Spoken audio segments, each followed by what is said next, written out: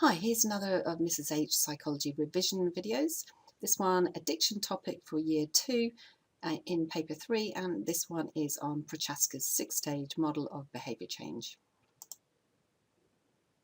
So a few things to make clear. First of all, we should AO1 it with this word cyclical or spiral model. It's a cyclical spiral model to show change from unhealthy to healthy behaviours. Prochaska also emphasised that change doesn't occur in one swift jump. Basically, changes and relapse can occur at any stage, and therefore that emphasises this spiral nature, which I'll show you in a moment. Factors that also help this change include things like self-efficacy, so their confidence in their ability, the person's social network, friends and family and work, and also their own reinforcement management. Okay, so this is extra, this is sort of AO1 if you're asked to outline the model. I'll go through the 6 steps, 6 stages in a moment.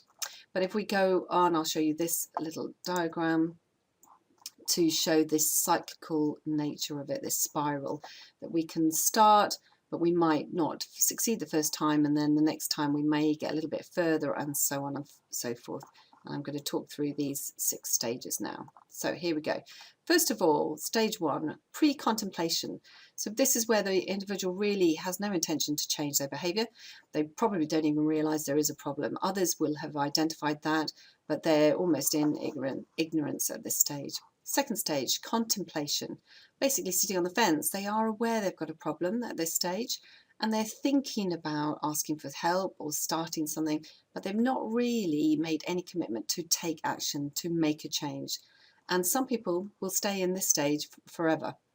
Third stage, preparation. This is where they've actually said, right, okay, I have a problem and I want to make a change to it. So they've given commitment. So at this stage, they would be taking action or considering taking action. So for example, maybe making an appointment with their GP, or having a look at a plan of how they're going to implement change. What are they going to do? So that's their preparation stage.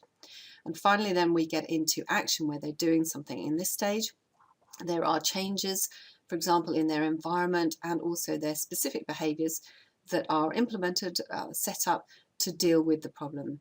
So at the action stage, behaviour is altered for up to 6 months, but relapse, that's supposed to say relapse, can occur. So the action stage must reduce risk in some way. For example, cutting up cigarettes or giving up smoking altogether, pouring alcohol away, not drinking at all. And these stages, these first stages, are really crucial also to setting up the action stage. So action on its own is not enough. The preparation and the contemplation are also crucial to make this action stage successful. We then go on to maintenance, where the person is staying on track. So here the focus is to prevent relapse. So they would be really trying to focus on what cues will trigger a relapse, will make them start to use that addictive behaviour again. So at the maintenance stage, if they stay free of this problem, of their problem behaviour for more than 6 months, they are said to be at maintenance. Okay, but relapse can still occur, and obviously does for a lot of people. Final stage, which was added later, is the termination.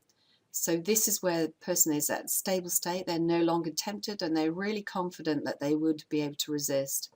So many people never reach this stage, and it may be much more realistic for them to achieve maintenance. Okay, at the termination stage, relapse wouldn't occur according to this model. Okay, so that's why most people, lots of people would still be at the maintenance stage, because they have the risk that they will relapse. Okay, so let's have a quick look at evaluating them. Let's look at the strengths first of all. A little bit of evaluation. So we've got Belissa did a meta-analysis and found 22 to 26% success rate, and also with no demographic differences in the success. So that suggests that this model would suit all different groups. The only thing I would add on is that the success did depend on their smoking habits. In other words, how regularly, how much they smoked. Second strength, it has a practical application. This model has been used to create assessment scales used today by practitioners. So for example, the University of Rhode Island change assessment scale. And the assessment scales are used to assess what stage that individual is at, and therefore to come up with a plan to help them. It's also beneficial for people to realise that in order to change an unhealthy behaviour, they are likely going to have to attempt it more than once. So individuals need reassurance that they haven't failed, and just because they've kind of failed once, that they should give up. People need to realise that they can have another go, and that it is expected that they would have another go. And this model is very positive in allowing people to realise that, you know, they haven't failed at the first attempt. They need to continue with that. On the other hand, there are problems with it.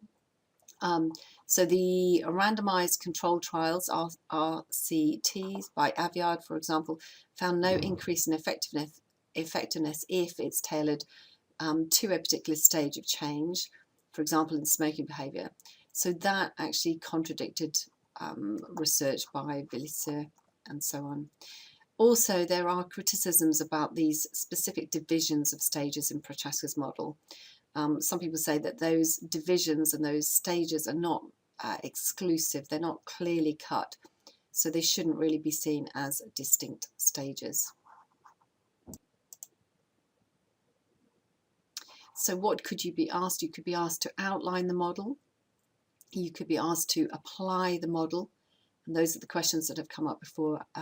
Outline briefly, apply it to different scenarios, stating which stage somebody is at with different examples, or you could be asked to evaluate a strength or a weakness of the model.